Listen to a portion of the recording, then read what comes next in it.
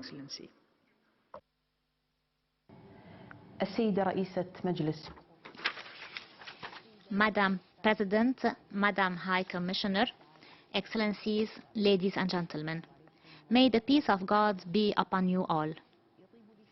At the outset, I would like to say I'm really pleased to address your August Council in this session that is being held under exceptional circumstances due to the spread of COVID-19. We hope that this crisis would soon be overcome and that we would prevent more losses and more economic fallouts resulting from the pandemic.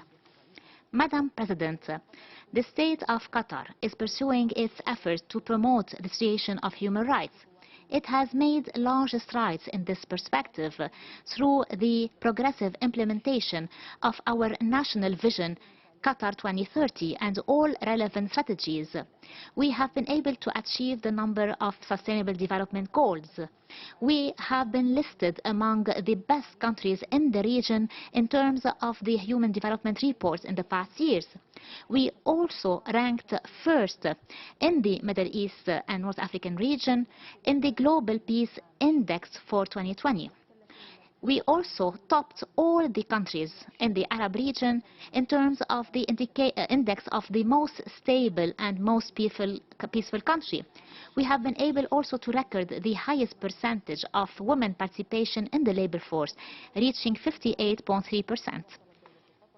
Amidst its response to COVID-19 pandemic, the state of Qatar has adopted a strategy based on 3 pillars. 1. Protection of citizens and of residents by reinforcing the health sector. 2.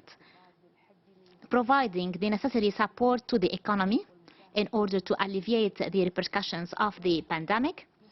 And through assisting all countries that need our assistance in this respect.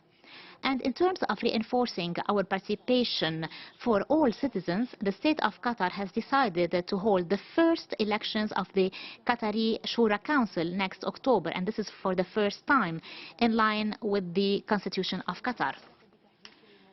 Regarding our reform and update of the legislative framework to enhance and uphold the rights of workers, the state of Qatar has adopted a number of legislative and institutional reforms that are considered to be pioneering in the region. We have been able to cancel the sponsorship or kafala system and ensuring better conditions for all workers. This has covered also establishing a minimum wage as well as creating a very safe working environment. The ILO has said about Qatar that it has become a model to follow when we will be implementing all those reforms and legislation. Madam President, everyone has followed the outcomes of the 41st summit that has been held lately in Al Ula city in the Kingdom of Saudi Arabia. This summit has resulted in a declaration that has ended the Gulf crisis that has lasted for more than 3 years. The spirit of wisdom and responsibility was the key and golden rule during this summit, and this has allowed us to restore ties amongst us. The state of Qatar has welcomed this agreement as we are deeply convinced that constructive dialogue is the only means to resolve disputes by peaceful manners, and this is based on the international law principles as well as the good neighborly relations and the respect of the sovereignty of states. The end of this dispute and the agreement of Al Ula will have a positive effect on the social fabric in the Gulf area, and it will also promote and respect human rights. And we hope that this crisis will be a lesson that we can draw on, and that it will encourage us for more cooperation and solidarity in order to achieve a better future amongst our states. From this tribune, the state of Qatar would like to reiterate its appreciation for Kuwait for the mediation efforts that have been played by His Highness the Emir of Kuwait and these efforts have been completed by the current Emir of Kuwait. We would like to thank all our partners, friends and states that have contributed to putting an end to this dispute.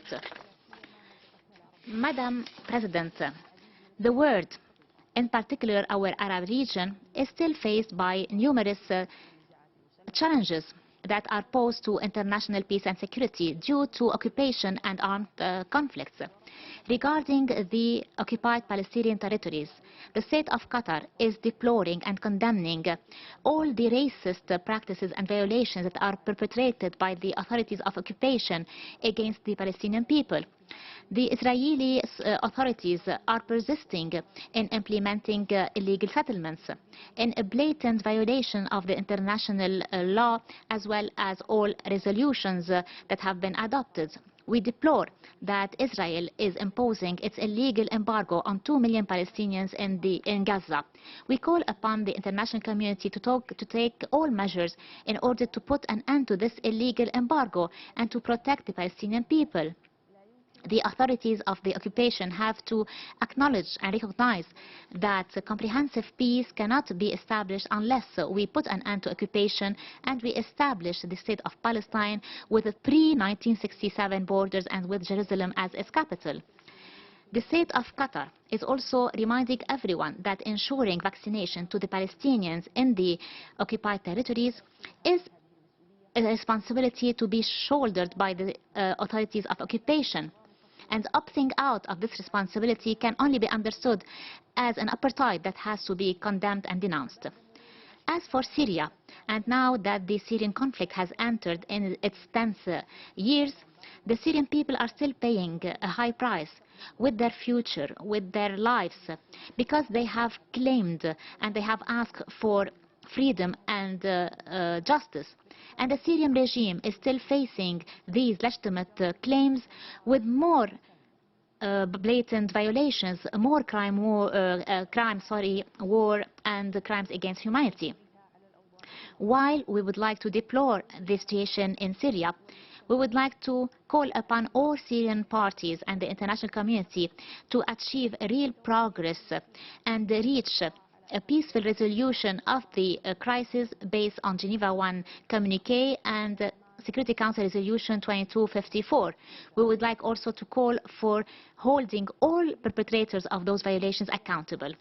In Libya, we call upon all parties to uphold their national responsibilities, to overcome their differences and to go ahead with the Syrian political dialogue in order to establish the state of law through national democratic elections that will meet the expectations of the Libyan people and will contribute to protecting and promoting human rights and achieving sustainable development there.